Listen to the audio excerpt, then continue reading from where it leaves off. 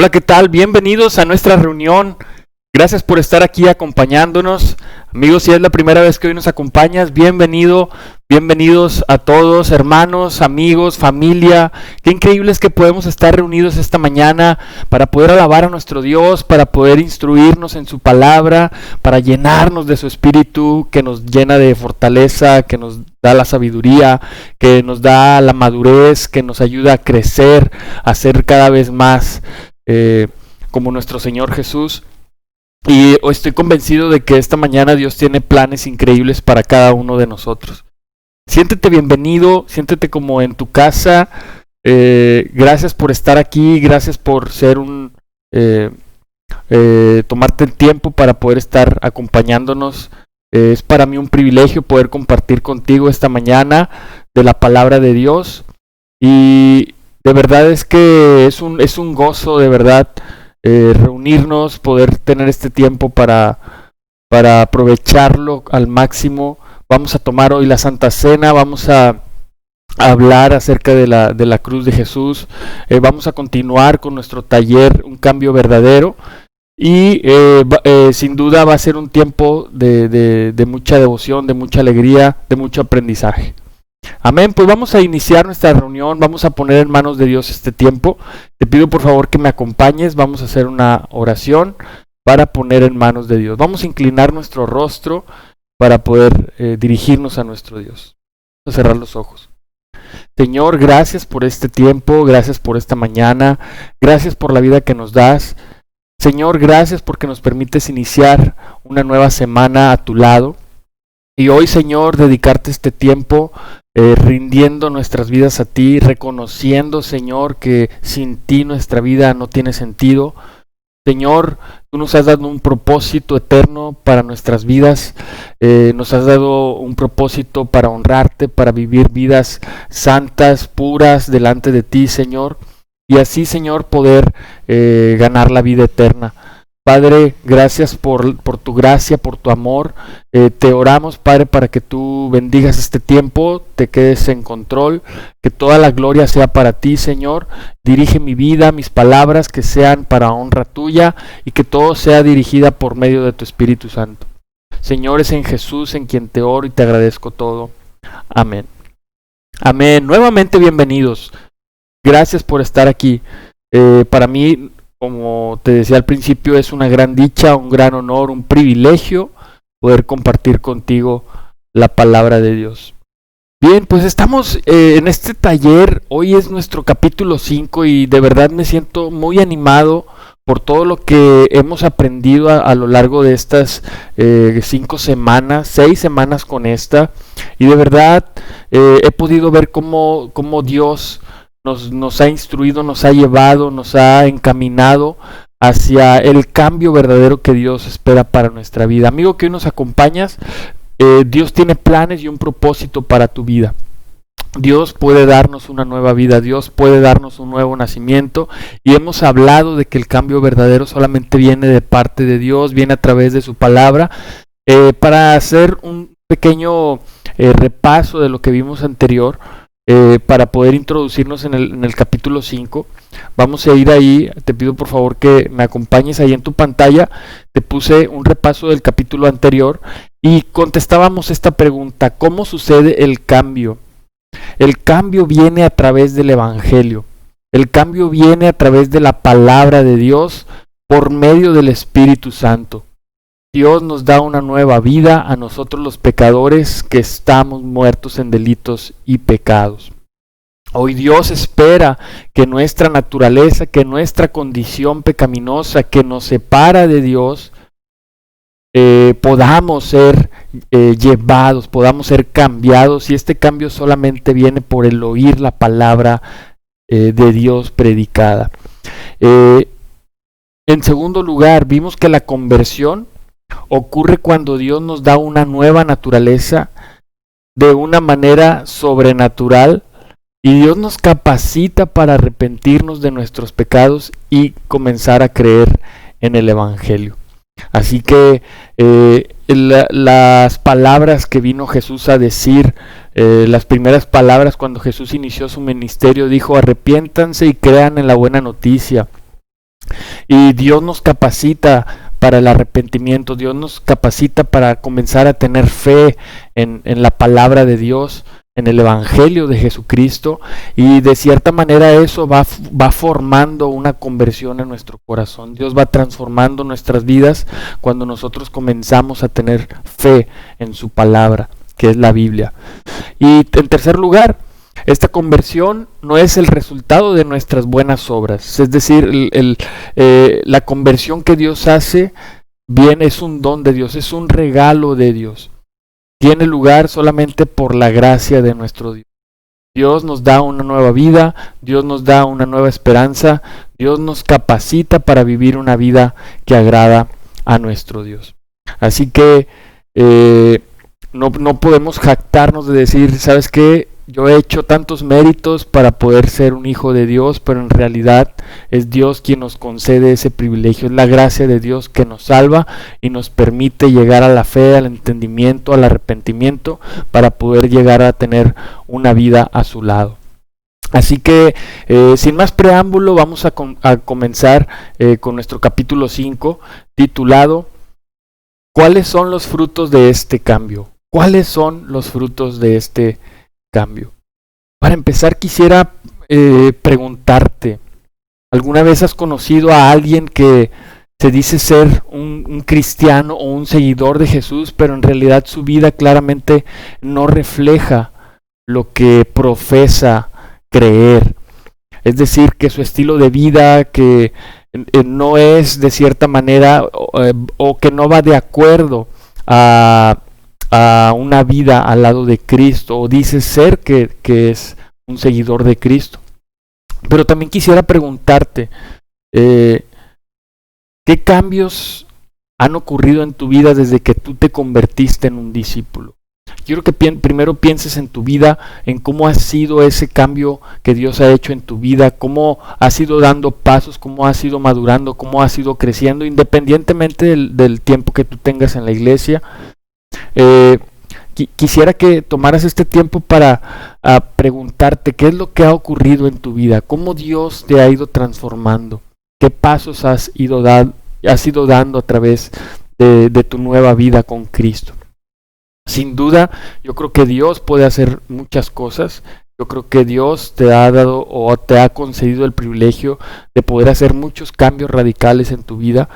Y de verdad es que el cambio verdadero, este cambio verdadero del cual venimos hablando, es aquel que se produce en aquellos que verdaderamente están convertidos de manera que ya no son esclavos del pecado y ya no viven más en el pecado. Este es el cambio que Dios espera de nosotros. Estos son los frutos de ese cambio que Dios espera para nuestras vidas. Así que estas personas que dicen ser discípulas, que dicen ser cristianas, reflejan un fruto de amor por Dios, pero también por los demás. Es evidente cuando una persona ama a Dios, porque ama a la iglesia, está comprometida con Dios en llevar una vida de santidad alejada del pecado. En otras palabras, el fruto de la conversión, el fruto de un cambio verdadero, es la libertad de ya no practicar más el pecado en su vida. Recordemos estas palabras de Jesús en Juan 8:32, donde dice: conocerán la verdad y la verdad los hará libres, refiriéndose a sus enseñanzas, a su palabra. Y también se refiere a esa libertad que proviene de entender sus enseñanzas, de obedecerlas. Y ser libres se refiere a ser libres del pecado. Entonces Jesús viene a darnos esta libertad. Jesús viene a librarnos de esas cadenas de maldad, viene a librarnos de nuestra naturaleza pecaminosa, viene a librarnos, viene a destruir todo eso, viene a limpiarnos de nuestra vida de pecado. Y esa es una gran noticia para nosotros. Dios ha enviado un Salvador. Hoy para nuestras vidas Jesús es nuestra esperanza. Amigo, si hoy nos acompañas, si es la primera vez que nos visitas, Dios tiene planes para tu vida. Dios espera que tú puedas conocer a ese Salvador, que tú puedas conocer personalmente a Jesús, que ha venido a salvarte, que ha venido a librarte de esas cadenas de esclavitud. Si hoy te sientes, ¿sabes qué? Ya no puedo más, ya no quiero seguir yo viviendo de esta manera, he sufrido tanto, he tenido tantas consecuencias a raíz de vivir en mis pecados, he dañado incluso a terceras personas, a tu esposa, tal vez a tus hijos, a tus padres, a tus hermanos. De verdad es que el pecado es tan destructivo que nos lleva a una muerte espiritual, como bien lo comentábamos anteriormente. Entonces, una buena noticia para tu vida el día de hoy es que Dios ha enviado a su Hijo en rescate por nosotros, por medio de su palabra, y hoy nosotros poder tener una vida a su lado. Dios viene a limpiarnos, Jesús viene a rescatarnos y a darnos esa verdadera libertad.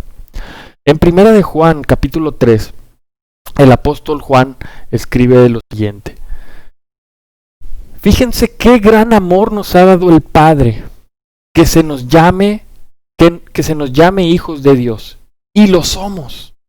El mundo no nos conoce precisamente porque no lo conoció a Él.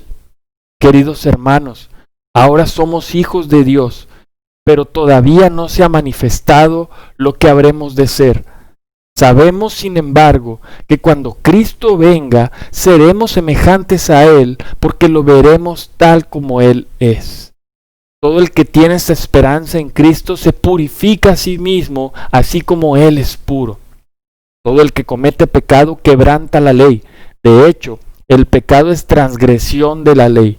Pero ustedes saben que Jesucristo se manifestó para quitar nuestros pecados, y Él no tiene pecado. Todo el que permanece en Él no practica el pecado. Todo el que practica el pecado no lo ha visto ni lo ha conocido. Queridos hijos, que nadie los engañe. El que practica la justicia es justo, así como Él es justo. El que practica el pecado es del diablo, porque el diablo ha estado pecando desde el principio. El Hijo de Dios fue enviado precisamente para destruir las obras del diablo. Ninguno que haya nacido de Dios practica el pecado, porque la semilla de Dios permanece en él. No puede practicar el pecado porque ha nacido de Dios. Así distinguimos entre los hijos de Dios y los hijos del diablo. El que no practica la justicia no es hijo de Dios, ni tampoco lo es el que no ama a su hermano. Entonces vamos a regresarnos hasta el versículo 1 para poder estudiar paso a paso este pasaje tan maravilloso que nos deja el apóstol Juan. En primer lugar, ¿en qué nos ha convertido Dios por medio de Cristo? Dice la Escritura, fíjense qué gran amor nos ha dado el Padre, que se nos llame hijos de Dios. También en el versículo 2 dice, ahora somos hijos de Dios. En Cristo Dios nos ha hecho sus hijos. Hay una manera de pensar muy mundana, y decimos que todos somos hijos de Dios. No sé si lo has escuchado tal vez en alguna ocasión. Y llegamos a decir, es que todos somos hijos de Dios. Somos creación de Dios, pero nos convertimos en sus hijos. Dios ha venido a adoptarnos, a hacernos parte de su herencia, a hacernos parte de su reino, cuando nosotros confesamos que Jesús es nuestro Señor y nuestro Salvador. Ahí es cuando nacemos de nuevo, es cuando hemos renunciado a nuestra vida de pecado y nos hemos comprometido con Dios a llevar una vida nueva, santa y pura por medio de su Espíritu. Así que esto tiene que quedar muy claro en nuestras vidas, en nuestros corazones, porque tenemos esa forma de pensar y incluso puede ser hasta muy optimista de creer que todos somos hijos de Dios, pero en realidad la Biblia nos enseña precisamente este principio. Nos hacemos hijos de Dios cuando nos volvemos a Cristo, reconocemos a nuestro Señor y comenzamos a vivir una nueva vida por medio del Espíritu para Él. Y el hecho de que se nos llame hijos de Dios es que ya estamos dentro de un mundo sobrenatural, muy por encima de los criterios y los intereses del mundo. Ya no pertenecemos a este mundo, ahora pertenecemos al reino de Dios. Somos embajadores de Cristo en este mundo, pero ya no formamos parte de este mundo. En múltiples escrituras la Biblia nos enseña esto claramente. Y por esa razón Juan añade, dice, el mundo no nos conoce. Precisamente no lo conoció a Él. Dios ha hecho un cambio verdadero en nosotros, amén. En 1 de Pedro capítulo 1, 23 estudiamos que Dios nos ha hecho nacer de nuevo, de una simiente imperecedera, es decir, una simiente eterna que perdura para siempre. También en Juan 3, versículo 5 aprendimos que Dios nos ha hecho nacer de nuevo por medio del agua y del Espíritu, la cual viene a limpiarnos de nuestros pecados y a darnos el don del Espíritu. Es decir, Dios viene a morar en nosotros. Ahora nuestra vida le pertenece a Dios. También en 1 Corintios 2, versículo 14, dice que esto es algo que el mundo no puede entender, porque solo los que son espirituales pueden entender lo que el Espíritu quiere decir. Las cosas espirituales solamente las podemos entender por medio del Espíritu de nuestro.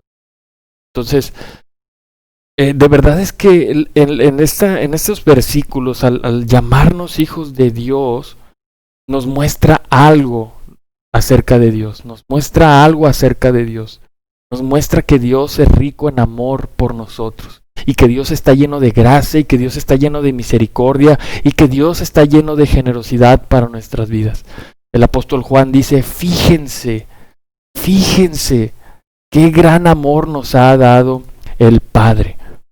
Entonces, al decir Juan esta palabra fíjense, parece ser que lo hace con toda la intención de que nosotros los lectores pongamos una atención y nos admiremos del gran amor que Dios tiene por nosotros. Juan nos incita a maravillarnos de lo grandioso que es el amor de Dios y de lo que ha hecho por nosotros. De la misma manera, hoy la Biblia nos dice a nosotros, fíjate en el extraordinario amor de Dios por ti, que te llama hijo suyo. Y eso hoy, familia, hermanos, nos debe llenar de gratitud a nuestro corazón. Y es precisamente el motivo por el cual hoy estamos reunidos, para alabarle por su inmenso amor, para alabarle por su grandeza, por su misericordia, por su bondad hacia nuestras vidas. Nosotros no lo merecíamos. Nosotros éramos ingratos, estábamos sin Dios, sin esperanza en el mundo, arraigados, esclavizados en nuestros pecados y delitos. Pero Dios en su gracia, en su gran amor, hoy nos permite llamarnos sus hijos, su familia. Dios nos ha adoptado por medio de la sangre de su Hijo y nos ha redimido, nos ha comprado, nos ha dado la oportunidad de poder tener una vida a su lado, de poder tener una relación con Dios, de poder dirigirnos a Él como Padre. Y hoy nosotros estamos agradecidos con Dios por esa gran obra de bondad hacia nuestras vidas. Amén. Continúa Juan, dice en el versículo 2, dice, pero todavía no se ha manifestado lo que habremos de ser. Sabemos, sin embargo, que cuando Cristo venga, seremos semejantes a Él, porque lo veremos tal como Él es. ¿Qué es lo que quiere decir Juan cuando menciona esto? ¿Qué es lo que quiere decir Juan cuando dice que todavía no se ha manifestado lo que habremos de ser? Esto quiere decir que cuando Jesús venga y lo aclara, dice, sabemos sin embargo que cuando Cristo venga seremos semejantes a Él. Es decir, seremos hechos perfectamente santos y puros como Jesús es santo y puro. Sin embargo, hermanos, amigos que nos acompañan, a lo largo de esta vida, sin duda vamos a batallar con el pecado, porque no hemos sido perfeccionados todavía. Estamos en una carrera. Dice Pablo, debemos dominarnos. Quien domina, quien golpea su cuerpo para seguir luchando en la batalla. Pero por eso mismo continúa y dice lo siguiente en el versículo 3, todo el que tiene esta esperanza en Cristo se purifica a sí mismo, así como Él es puro. Es decir, que estamos en un proceso de perfección, estamos en un proceso de madurez, de crecimiento. Versículo 3. ¿Qué es lo que hace todo aquel que tiene esta esperanza en Él? Dice, todo el que tiene esta esperanza en Cristo se purifica a sí mismo como Él es puro. ¿Por qué? Nosotros hacemos debido a la esperanza que tenemos de un día ser purificados perfectamente por Dios mismo. Esa es nuestra esperanza, que podamos compartir con Dios una eternidad. Cuando Cristo venga por segunda vez por su iglesia en gloria, seremos semejantes a Él, purificados como Él es puro, como Él es justo, como Él es santo. Pero hoy en este proceso, hoy que estamos aquí en la tierra, hoy en este caminar, ¿cómo nosotros necesitamos ser purificados? De cierta manera tenemos esta esperanza en Cristo, pero ¿cómo podemos ver esto en la práctica? En términos prácticos, ¿qué es lo que hacemos? Hoy necesitamos, hermanos, confesar nuestros pecados. Hoy necesitamos abandonar nuestros pecados. Hoy necesitamos buscar crecer en santidad a través de todos los medios que Dios nos ha propuesto. Dice la Escritura en 2 de Pedro capítulo 1 que Dios nos ha previsto de todo lo necesario para la vida de la devoción y la piedad. Hoy Dios nos llama también a poder congregarnos semanalmente con su pueblo para animarnos unos a otros. Qué importante es, hermanos, congregarnos, aún a pesar de que hoy no podemos vernos físicamente, pero te animo a que hagas tu mayor esfuerzo.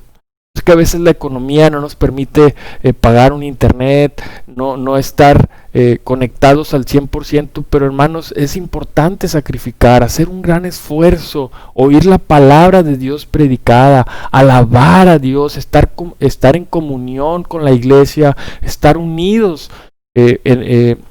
Sin duda Dios ha dispuesto a la iglesia como una herramienta para ayudarnos a crecer, para ayudarnos a poder a ser maduros. Hoy más que nunca, hermanos, necesitamos estar orando a Dios, necesitamos confesar a Dios nuestros pecados, necesitamos alabarle y con mucha humildad decir: Dios, te necesitamos, Dios, te necesito, ayúdame, ven en mi protección, ven en mi ayuda, en estos tiempos de angustia, de sufrimiento, de crisis, de incertidumbre, necesitamos estar conectados con Dios. Hoy la oración debe ser parte de nuestra vida, de nuestro estilo de vida, de nuestros hábitos. Hoy más que nunca necesitamos estar leyendo y meditando en la palabra de Dios, etc. Hay tantas cosas que podemos hacer. Entre semana estamos viendo un taller acerca del crecimiento como iglesia, del discipulado, de cómo nosotros tenemos la oportunidad de tomar relaciones, de crecer juntos, de amarnos unos a otros, de preguntarnos, de confesarnos entre nosotros, de poder aconsejarnos, de poder crear esos vínculos de espiritualidad que nos ayudan, que nos acogen, que nos motivan, que nos alientan a seguir perseverando. De verdad es que Dios ha sido tan compasivo y tan bueno con nosotros en este tiempo, que nos permite a través de estos talleres que estamos teniendo semana a semana, darnos la oportunidad de poder buscarle, de poder darnos esas herramientas para nosotros seguir creciendo en santidad, como dice en el versículo 3. Quien tiene aquella esperanza en Cristo se purifica a sí mismo. Y hoy necesitamos preguntarnos: ¿mi esperanza está puesta en Cristo?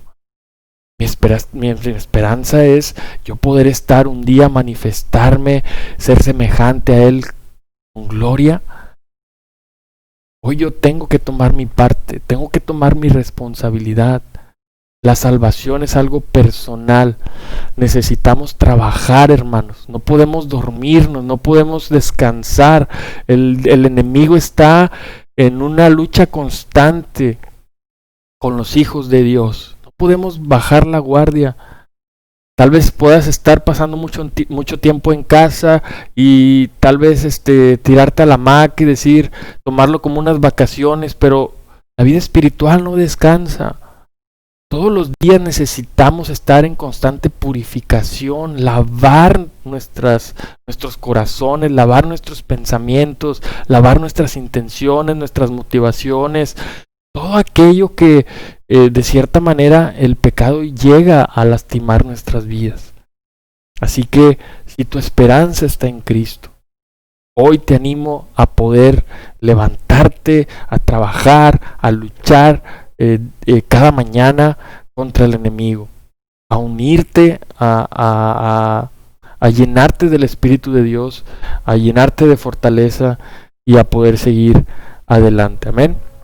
Amigos, si tu esperanza no es Cristo, entonces ¿cuál es tu esperanza? Hoy la esperanza del mundo es ganar mucho dinero, es tener posesiones, es hacernos los más sabios posibles, en hacernos los grandes profesionistas, y no está mal. Dios no está en contra de eso, pero esas son esperanzas terrenales. Dios viene a darnos una esperanza viva, una esperanza eterna, y es la de poder estar a su lado. Hoy te animo a que puedas limpiar tu corazón, que puedas acercarte a la iglesia, que puedas conocer profundamente la palabra de Dios y los planes de Dios para tu vida, y así poder alcanzar la vida eterna. Amén. Ok. Vamos a pasar ahora al versículo 5, vamos a brincarnos un momento al versículo 4. Por lo siguiente, vamos a ver, dice el versículo 5, pero ustedes saben que Jesucristo se manifestó para quitar nuestros pecados y Él no tiene pecado. Versículo 8. El Hijo de Dios fue enviado precisamente para destruir las obras del diablo. ¿Qué nos enseña esto? ¿Qué es lo que nos dice el versículo 5 y el versículo 8? ¿Para qué se manifestó Jesús? Es decir, ¿para qué fue enviado a la tierra? Jesús, claramente, dice la Escritura, se manifestó y fue enviado para quitar los pecados y para destruir las obras del diablo. Y solamente lo pudo hacer porque dice la Escritura en el versículo 5, dice, porque Él no tiene pecado. Jesús pudo vencer al pecado, pudo vencer a la muerte, pudo destruir las obras del diablo, porque en Él no había ningún pecado. Jesús también es conocido como el Cordero de Dios. Juan el Bautista, cuando lo vio, dijo, ahí tienen al Cordero de Dios que quita el pecado del mundo. Ese Cordero sin mancha y sin defecto que Dios dispuso en sacrificio de una vez y para siempre por nuestros pecados. Jesús es nuestro Salvador. Jesús es el Cordero inmolado. Jesús es el Cordero perfecto. Jesús es nuestro Salvador. Y a eso ha venido, a quitar el pecado del mundo, a vencer las artimañas del diablo. Y hoy Dios nos da también la oportunidad de poder tener una vida a su lado. Y eso es increíble. Sin Jesús nosotros no tendríamos esperanza. Podríamos seguir viviendo de la misma manera, sin esperanza, sin arrepentimiento. El mundo, si hoy está de cabeza, estaría peor, que no habría un temor de Dios. Ahora sí vamos al versículo 4. Según Juan, las personas que practican habitualmente este pecado quebrantan la ley. Dice, todo el que comete el pecado quebranta la ley. De hecho, el pecado es transgresión de la ley. Versículo 6 dice, todo el que practica el pecado no lo ha visto ni lo ha conocido. Aquí es bien importante entender algo. Una cosa es caer en el pecado y otra cosa muy diferente es vivir habitualmente en delitos y pecados. Como discípulos, hermanos, hemos renunciado a la vida de pecado y nos hemos comprometido a vivir en santidad. Ahora, al decir Juan que no lo ha visto ni lo ha conocido aquel que ha pecado, Juan no se refiere al verlo literalmente con los ojos del cuerpo, como tuvieron el privilegio los apóstoles. Más bien se refiere a la visión de los ojos de la fe.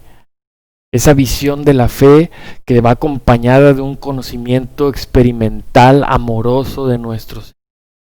El que ama al Señor Jesucristo con un amor sincero, con un amor constante, no puede vivir en pecado, ya que Cristo y el pecado son antagonistas, es decir, son opuestos. El que vive en pecado no puede vivir en Cristo. A eso se refiere Juan cuando dice, no lo ha visto ni lo ha conocido. Hoy si nosotros declaramos tener una vida con Dios, hemos decidido renunciar al pecado y comprometernos a vivir en santidad, a vivir en la justicia de Dios. Así que, por eso te decía, es muy diferente vivir habitualmente en pecado a caer en el pecado ocasionalmente, con una actitud de no caer en la tentación, de no convertir la tentación en un pecado. Entonces, es bien importante que nosotros podamos entender este punto en el versículo 6. Y luego dice en el versículo 8, el que practica el pecado es del diablo, porque el diablo ha estado pecando desde el principio. Aquí es una declaración sumamente fuerte, que nos debe llevar a reflexionar, hermanos, amigos que hoy nos acompañan. Cuando llevamos una vida de pecado, cuando habitualmente estamos en delitos y pecados, estamos muertos espiritualmente. Y dice la Escritura, son del diablo, es decir, tenemos por padre al diablo. Juan 8:44, el evangelista Juan dice, ustedes son de su padre el diablo, cuyos deseos quieren cumplir. Desde el principio ha sido un asesino y no se mantiene en la verdad porque no hay verdad en él. Cuando miente expresa su propia naturaleza porque es un mentiroso. Es el padre de la mentira. Es decir, cuando nosotros llevamos una vida habitual de pecado, estamos llamados como los hijos del diablo. Dice, ustedes son de su padre el diablo, cuyos deseos quieren cumplir. No deseamos cumplir la voluntad de nuestro Padre Dios, sino nuestros propios deseos egoístas, arrogantes, pendencieros, avaros, borrachos, idólatras, etc. Hoy nosotros necesitamos reflexionar en nuestra vida interior, en nuestra condición espiritual. Aquí es un llamado a poder reflexionar y darnos cuenta de que cuando no tenemos una vida con Dios, cuando practicamos habitualmente el pecado, somos llamados hijos del diablo. También el versículo 10 dice lo siguiente, el que no practica la justicia no es hijo de Dios, ni tampoco lo es el que no ama a su hermano. Entonces, es muy clara la enseñanza acerca de esto. Podríamos resumir la enseñanza de Juan acerca de aquellos que constantemente viven en el pecado como aquellas personas que no han nacido de nuevo. Podríamos decir que una persona que ha nacido de nuevo, está llena del Espíritu de Dios, siga viviendo en delitos y pecados. Definitivamente no es posible, no ha sucedido un cambio verdadero en su vida. Sigue siendo un hijo del diablo. Así que, hoy en día, hermanos, amigos, lo que hoy estamos hablando en verdad no es un juego. No es un juego. Hoy Dios trae a nuestra mente, a nuestra conciencia, a nuestro corazón, su palabra, que viene a darnos vida, que Dios es un Dios de oportunidades, como ya lo vimos, es un Dios amoroso, que Dios espera que seamos sus hijos. Hoy nosotros tenemos la oportunidad de ser sus hijos, de ya renunciar a nuestro estilo de vida y comenzar de nuevo. Dios puede hacerlo, es algo sobrenatural, es algo poderoso, Dios tiene el poder para poder hacerlo, Dios puede hacerlo. Dios ha venido a darnos esta esperanza. Amigo que nos acompañas, Dios puede hacerte nacer de nuevo.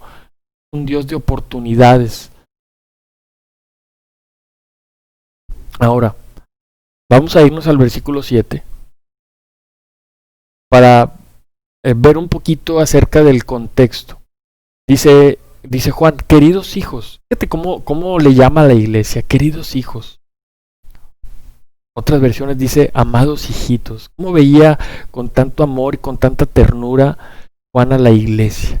Obviamente es evidente que en su vida estaba lleno del Espíritu porque amaba a la iglesia, amaba a sus hermanos. Ya vimos que esa es una de las características que Dios busca de un discípulo y que debe ser evidente el amor por la iglesia. Dice, queridos hijos, que nadie los engañe. El que practica la justicia es justo, así como Él es. ¿Por qué crees que Juan advierte a sus lectores diciendo que nadie los engañe? Es importante analizar el contexto de este pasaje, porque parece que Juan advierte a sus lectores que había personas que estaban enseñando que una persona puede ser cristiana o puede ser un discípulo de Jesús, aún así continuar viviendo con una vida de pecado. Pero eso es algo incorrecto. Eso es lo que enseñan los falsos maestros.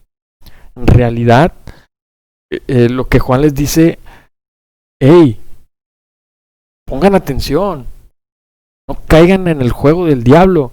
El que practica la justicia es justo, así como Él, refiriéndose a Jesús, es justo. El que practica la justicia es. Así que hoy, como discípulos, como cristianos, estamos llamados a imitar a nuestro Maestro. Por eso nos llamamos discípulos de Jesús. No solamente seguidores, somos sus discípulos. Debemos de imitar la vida de nuestro Maestro. Así que no podemos engañarnos a nosotros mismos y pensar que ya Dios nos ha librado de las cadenas y que podemos vivir como nosotros queramos o dando rienda a nuestros deseos pecaminosos. Pero no es así. Y hay muchas personas que dicen ser cristianas, pero su estilo de vida no lo muestra, no lo demuestra, no es un ejemplo, no es una luz en el mundo. Entonces, Juan nos enseña quiénes son aquellos que verdaderamente han nacido de nuevo. Vamos a regresarnos un poquito al versículo 3 para darnos cuenta en las características de aquellos que han nacido de nuevo. Dice el versículo 3, todo el que tiene esta esperanza en Cristo se purifica a sí mismo, así como Él es puro.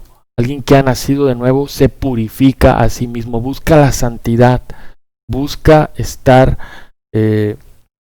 limpio de pecado, busca tener una conciencia en su mente y en su corazón y en sus acciones, en lo que habla de libre de pecado. Dice también el versículo 6, dice, todo el que permanece en Él no practica el pecado. Esta palabra permanece me impacta muchísimo. El permanecer en Él es tener una unión o un deseo de querer estar a su lado. Sentido de permanencia, de querer estar ahí. Dice, todo el que permanece en Él no practica el pecado. Y ahorita lo veíamos, Jesús y el pecado son antagonistas, son dos cosas opuestas. Y hoy nosotros decimos permanecer en Él, lo debemos demostrar no practicando el pecado, renunciando a nuestros deseos pecaminosos. ¿Qué más dice el versículo 7? Dice, el que practica la justicia es justo, así como Él es justo. Busca la justicia de Dios en todo lo que hace, en sus negocios, en su hogar, con sus hijos, esposa, en su vecindario, en todas las áreas. Busca la justicia, busca ser un hombre recto, una mujer de principios, hombres y mujeres que están dispuestos a renunciar a los principios de este mundo llenos o tan torcidos y tan corruptos y a buscar la justicia de Dios. Y luego dice el versículo 9, dice, ninguno que haya nacido de Dios, lo afirma, dice, practica el pecado, porque la semilla de Dios permanece en él. Dios nos capacita, Dios nos ha dado la semilla de su palabra, nos ha dado esa conciencia, ese corazón, ese espíritu que nos dice, que nos detiene, que nos ayuda a decir, eso no está bien. Yo estoy llamado a honrar a Dios con mi vida en todas las áreas, a glorificarle, a darle la alabanza a través de mi vida, a hacer una ofrenda viva.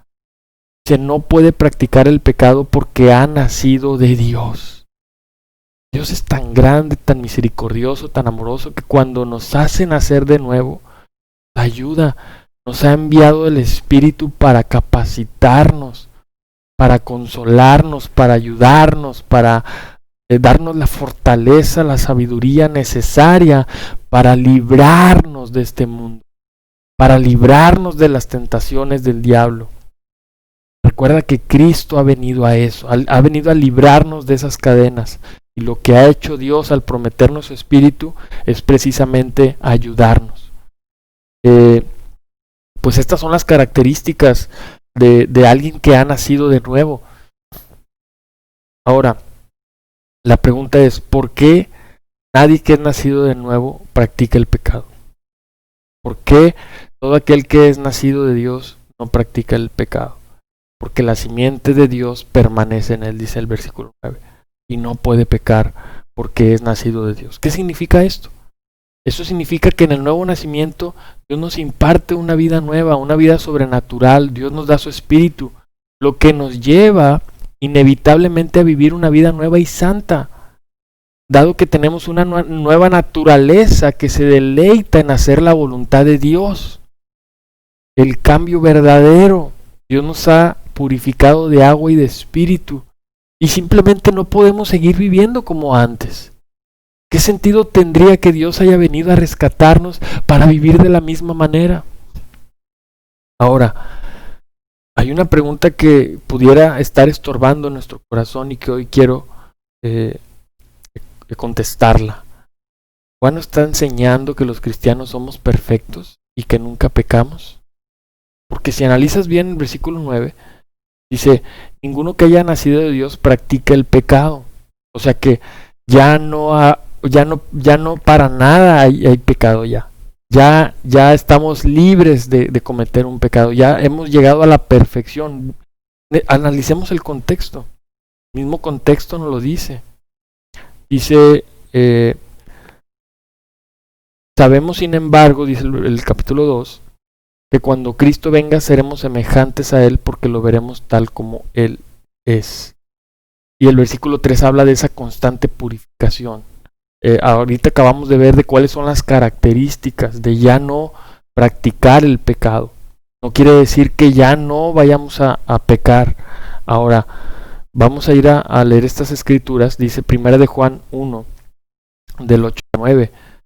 Dice, si decimos que no tenemos pecado, nos engañamos a nosotros mismos y la verdad no está en nosotros. O sea, podemos caer en un engaño de decir, yo ya no tengo pecado, yo ya estoy libre de pecado.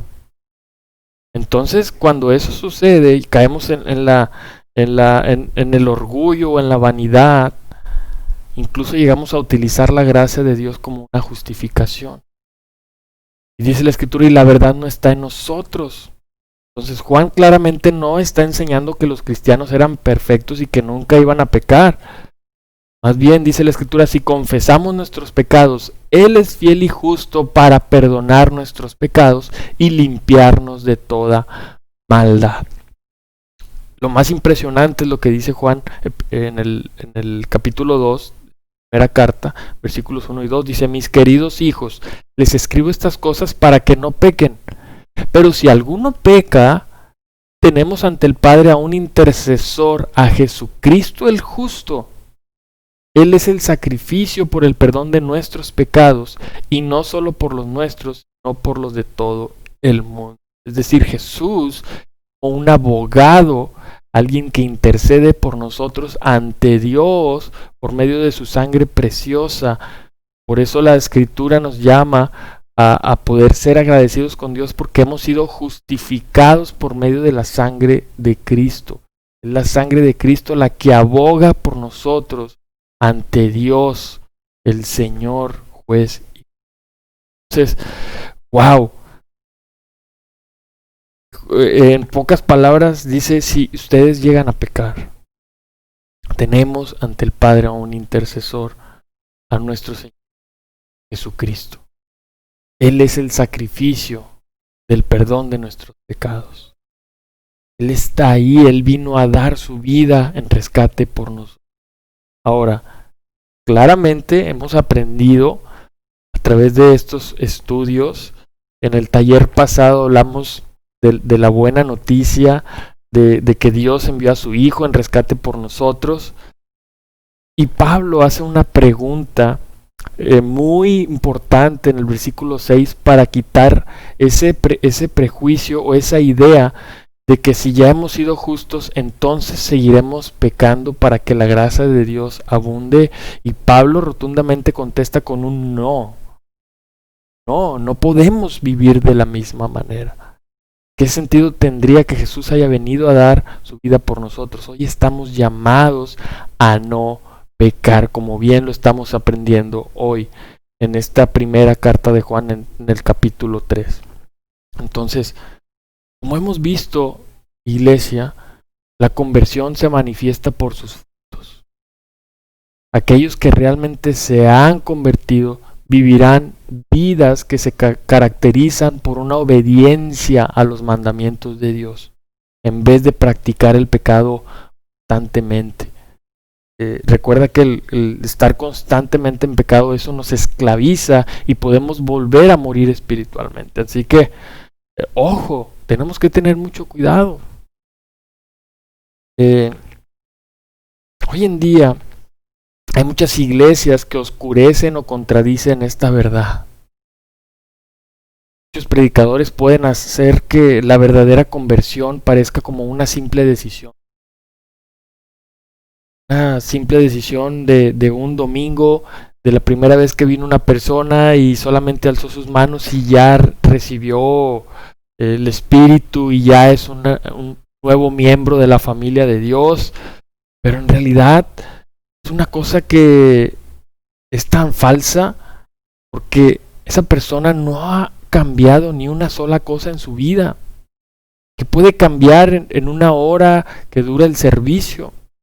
En otras palabras, se está ignorando la enseñanza de la Biblia de que la conversión verdadera produce amor por Dios, produce amor por la iglesia, produce un deseo de renunciar a su vida de pecado, de hacer cambios verdaderos a su vida y a no vivir ya satisfaciendo sus deseos pecaminosos.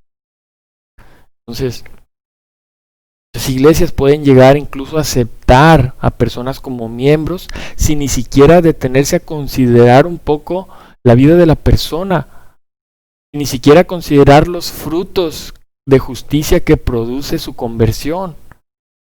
La pregunta es, ¿cómo una persona puede llegar a bautizarse, puede llegar a convertirse sin antes hacer un examen de conciencia de su vida de pecado?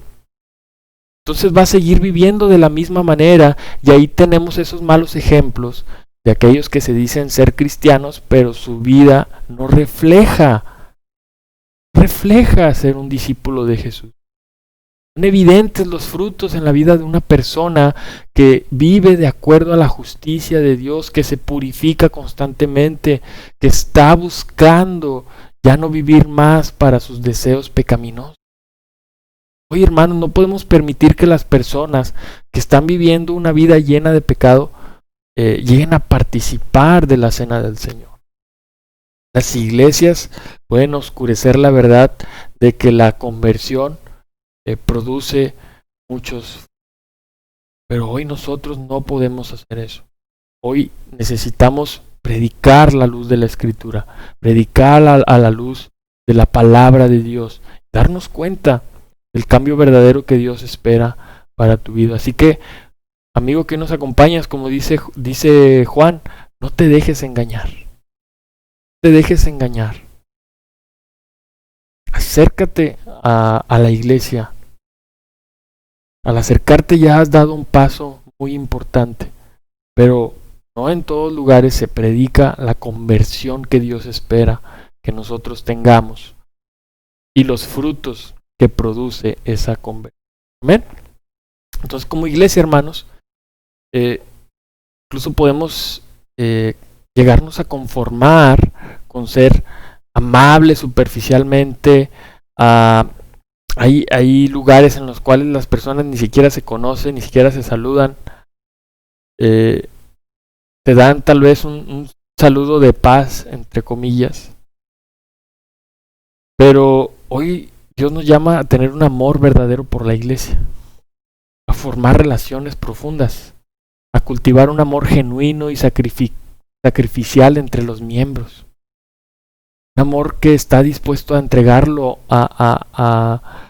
dice Pablo en Efesios 5, le dice a los esposos, amen a sus esposas como Cristo amó a la iglesia, pero creo que esto es un llamado a todos aquellos que somos discípulos, a tener esa clase de amor como el de Cristo, a dar su vida, a estar dispuesto a sacrificar. Y tristemente muchos llegan a tratar a la iglesia como un grupo más, como un grupo exclusivo o como un club social, en lugar de tratarlo como con amor, en lugar de darle la bienvenida a todas las personas, a toda la diversidad de personas que conforman el cuerpo de Cristo. Entonces, recordemos que en el cuerpo de Cristo existe una gran diversidad de personas. Habemos personas tan distintas, con tantas cosas tan diferentes, que hoy el llamado a nuestras vidas es amar a la iglesia, amar a Dios, y independientemente de quién sea la persona, independientemente de cuál es su clase social, cuál es su clase socioeconómica, cuál sea su cultura, cuál sea su color de piel, cuál sea su lenguaje, etc. Y el mundo ha categorizado a las personas, pero nosotros como discípulos no podemos hacer eso.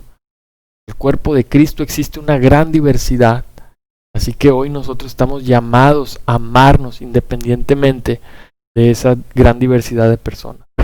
Y hermanos, estamos llamados a predicar y enseñar que el amor por los demás, el fruto, es un fruto necesario de la conversión. Debemos tener cuidado de admitir como miembros únicamente a personas que claramente abrazan la fe cristiana y cuyas vidas muestran alguna evidencia del amor de Dios y del amor por la iglesia. Es como iglesia, hermanos, necesitamos trabajar en las relaciones de unos a otros para cultivar y demostrar un amor verdadero en el cuerpo de Cristo. Una de las formas de hacer esto es hablar con transparencia de nuestros pecados y de nuestras luchas. Otra de las formas es servirnos unos a otros de una forma práctica. Otra de las formas es tener un espíritu lleno de gracia que está abierto a las personas que son diferentes a nosotros. A esforzarnos, a dar lo mejor de nosotros para podamos tener tantas diferencias, pero en realidad lo que nos une al cuerpo es Cristo, que es la cabeza. Así que estamos llamados a poder vivir con frutos de ese cambio, y es precisamente como se titula esta clase del día de hoy. ¿Cuáles son los frutos de este cambio? Y evidentemente hoy a través de la escritura los hemos podido ir viendo. Así que vamos a terminar nuestra clase con una cita que quiero compartirte. John Piper, en su libro Más vivo que nunca, dice lo siguiente: cuando nos deslizamos hacia la presunción, crecemos en nuestra tibieza y descuido de la vida cristiana, usando aún la gracia de Dios como una excusa para justificar nuestro pecado. Cuando nos deslizamos hacia la desesperación, nos hundimos en el temor y en el desaliento, porque somos más conscientes de nuestra continua batalla con el pecado de lo que somos de la obra de gracia de Dios por nosotros y en nosotros. Nuestra conciencia nos condena porque aún nuestras obras parecen ser tan imperfectas que de ninguna manera podrían probar que hemos nacido de nuevo. Wow, son palabras muy, muy acertantes. Pero a la luz de estas palabras, a la luz de las escrituras que hemos visto, en primer lugar dice cuando nos deslizamos hacia la presunción. Es la presunción como el orgullo, a la vanidad, de creer que ya hemos vencido, de creer que ya estamos del otro lado, de creer que ya Dios ha dado su vida por nosotros y por ende ya no hemos pecado. ¿Qué dice la escritura anterior? Dice, no nos engañemos, nos engañamos a nosotros mismos si afirmamos que no tenemos pecado. Así que cuando caemos en la presunción, dice, crecemos en tibieza. No estamos ardientes, no estamos apasionados por el Evangelio, no estamos apasionados por la vida cristiana. Dice, y descuidamos la vida cristiana y usamos la gracia de Dios como excusa para justificar nuestro pecado. Lo que te decía de Romanos 6. Llegamos a decir, pues sigo pecando para que la gracia de Dios abunde en mi vida. Al cabo no pasa nada, yo ya soy salvo, yo ya he sido justificado. Claro que no, esa no es la actitud. No podemos caer en la presunción, en el orgullo, en la vanidad. Necesitamos estar siempre ardientes en nuestro deseo de glorificar a Dios con nuestra vida. Por otra parte, dice, cuando nos deslizamos hacia la desesperación, ¿a qué se refiere con esto? Dice, nuestra conciencia nos condena porque aún nuestras buenas obras parecen ser tan imperfectas que de ninguna manera podrían probar que hemos nacido de nuevo. A veces somos tan... la palabra pudiera ser prejuiciosos o somos tan duros con nosotros mismos que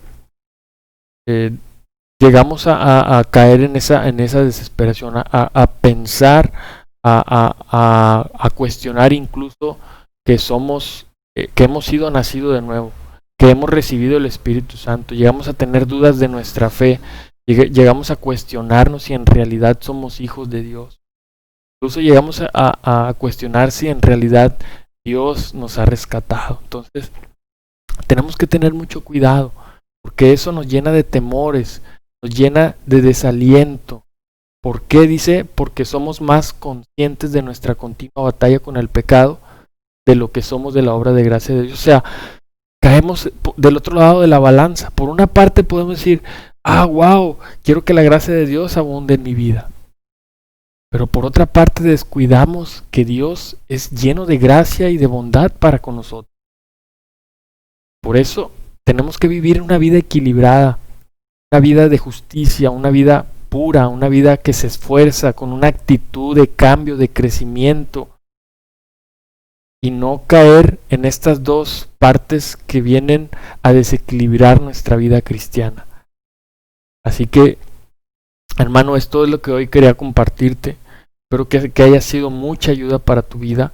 Vamos a reflexionar un poco, tomando el pan y el jugo de uva, dándonos cuenta de cuánto Dios nos ha amado, que hoy nos da el privilegio de poder llamarnos sus hijos, que hoy Dios nos da la oportunidad de poder ser limpiados, de poder vivir una vida nueva. Amigo que hoy nos acompañas, de verdad, te animamos a que puedas acercarte a la iglesia. Ahorita voy a dar los anuncios, pero en los comentarios puedes encontrar la manera de poder comunicarte con nosotros.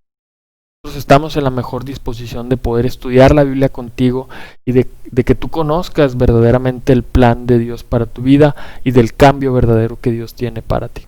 Así que acompáñame, vamos a hacer una oración para que Dios bendiga el pan y el jugo de uva. Oremos. Señor y Dios del cielo, muchísimas gracias, Padre, por el tiempo que hoy nos permites disfrutar de este gran banquete que es tu palabra. Señor, ayúdanos a poder salir satisfechos, animados, con ese deseo, Señor, de digerir todo eso que tú nos has enseñado el día de hoy. Padre, ayúdanos a poder ser una luz, a realmente mostrar al mundo que tú has hecho un cambio verdadero en nuestras vidas, a poder ser esos hombres y esas mujeres determinados que son constantes, que perseveran en su fe, que día con día se esmeran y se esfuerzan por vivir en santidad, por vivir en la justicia, por vivir agradándote a ti, Señor, y muriendo a su vida de pecados. Señor, gracias por los amigos que nos acompañan.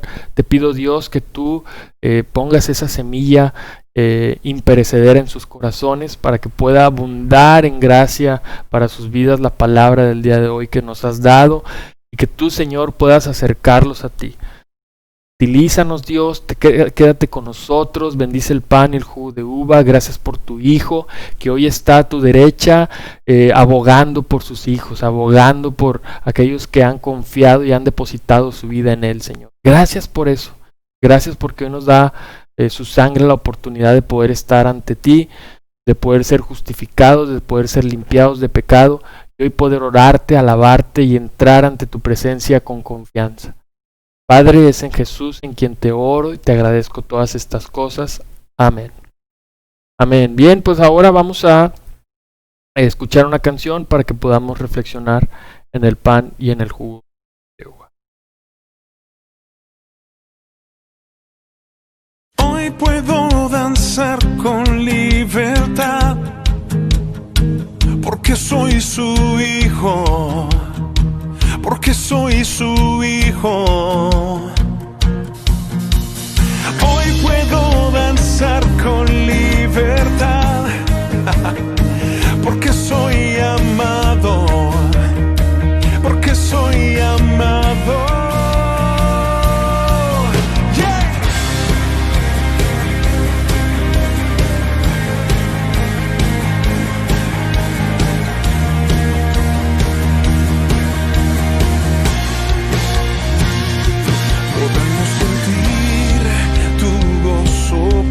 Sentir tu río, hay sanidad en las aguas, queremos danzar. Podemos sentir tu gozo, podemos sentir tu río, hay sanidad en las aguas, queremos danzar. Hay libertad en la casa de Dios, hay libertad en la casa de Dios, hay libertad, hay libertad,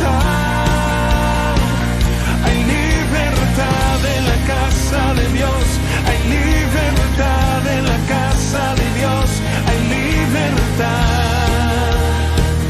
hay libertad. Podemos sentir tu gozo, podemos sentir tu río, hay sanidad en las aguas, queremos danzar. Podemos sentir tu gozo, podemos sentir tu río y hay sanidad en las aguas, queremos danzar. Hay libertad en la casa de Dios, hay libertad en la casa de Dios, hay libertad, hay libertad, hay libertad en la casa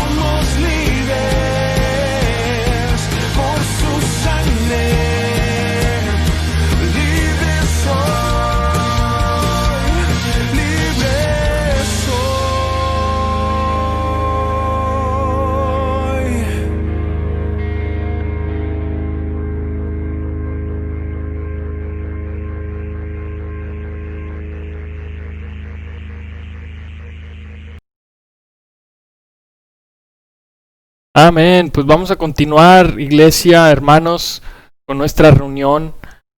Vamos a proceder ahora con el mensaje de la ofrenda. Para eso te pido me acompañes. Vamos a leer el Salmo 107, versículo 22.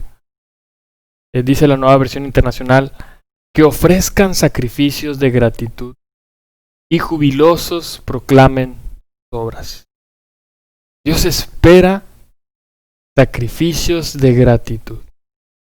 Y eso es lo que es la ofrenda. Es el mensaje que hoy quiero compartirte. La ofrenda es un sacrificio. Muchas veces llegamos a dar a la iglesia un poco de lo que nos sobra.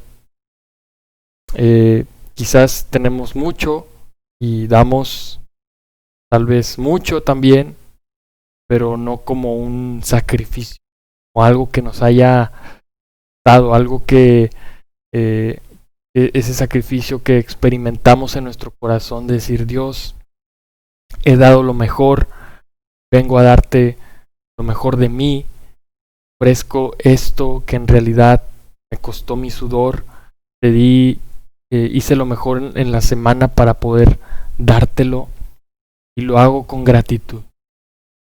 Que tal vez podamos ser ingratos, solamente hacerlo por un compromiso, porque hicimos ese voto con Dios y nos comprometimos, y tal vez el día de hoy no lo estamos haciendo con ese corazón agradecido. Y es lo que Dios espera de nosotros, que podamos estar delante de Él, dando lo mejor, con esa ofrenda que significa sacrificio, que te costó y que para ti es una muestra de gratitud por lo que Dios ha hecho por ti. Y dice al final: y jubilosos proclamen sus obras. Habla también del gozo, ¿no? Del júbilo, de la alegría que esto produce. El hecho de que Dios nos haya rescatado, nos haya dado libertad, nos haya dado un nuevo nacimiento, una nueva vida, una nueva oportunidad, por gracia, por amor. Hoy nosotros debemos de llenarnos de júbilo por sus obras maravillosas, por lo que Dios ha dado por nosotros. Qué increíble es que hoy podamos dar sacrificio en gratitud a nuestro Dios. Esa es la ofrenda. Más allá de pensar en dinero, en esa parte que a veces nos cuesta mucho trabajo, más bien es pensar: wow, Dios, mira todo lo que tú me has dado. Hoy estoy gozoso, hoy estoy agradecido, y por eso vengo a darte este sacrificio. Como tú has dado un sacrificio por mí, vengo a darte de mi corazón. Vamos a orar a Dios por esos corazones, a orar para que Dios bendiga nuestras ofrendas, ese sacrificio agradecido, y vamos a hacerlo con mucha gratitud y mucho júbilo. Acompáñame, vamos a orar. Señor y Dios del cielo, gracias porque hoy nos permites venir ante ti, ante tu presencia, y eso solamente es posible por el sacrificio que tú has dado por medio de tu Hijo, que viene a darnos libertad, que viene a darnos gozo, que viene a darnos esa alegría, Señor, que solamente viene por medio de ti. Y Dios, estamos tan agradecidos, Señor, que hoy venimos a darte nuestras ofrendas, una muestra de gratitud. Recíbela, Señor, y bendícela para que pueda ser utilizada de la mejor manera. Ayúdanos, Señor, a que también sea una forma de poder seguir proclamando tu evangelio, que jubilosos, Señor, podamos proclamar tus obras maravillosas, que la economía de la iglesia sea sana y que tú puedas dirigir a las personas que manejan el dinero para que tú te glorifiques y que tu reino siga avanzando y siga creciendo, y que todas las necesidades en la iglesia puedan ser cubiertas. Es en Jesús en quien te oramos y agradecemos todo. Amén. Amén, iglesia. Pues la forma en la cual nosotros podemos ofrendar en medio de esta situación de distanciamiento social, lo podemos hacer a través de transferencia electrónica. o a través de un depósito bancario. Lo puedes hacer por medio de Oxxo también. Así que te dejo los datos en pantalla para que los puedas tomar en cuenta. Ya sé que le tomas una foto, una captura de pantalla para que tengas estos datos a la mano. Bien, pues vamos a terminar nuestra reunión. Estoy muy agradecido porque hoy Dios nos permite tener un servicio especial, increíble, amén. No sin antes recordarte los anuncios.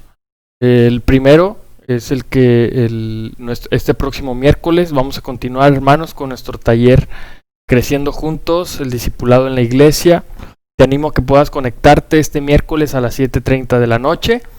El jueves las mujeres continúan con su tiempo de oración a las 9 de la noche por medio de Zoom. Los viernes también los hombres continuamos con el tiempo de oración a las 10 de la noche, viernes a las 10 de la noche por medio de Zoom.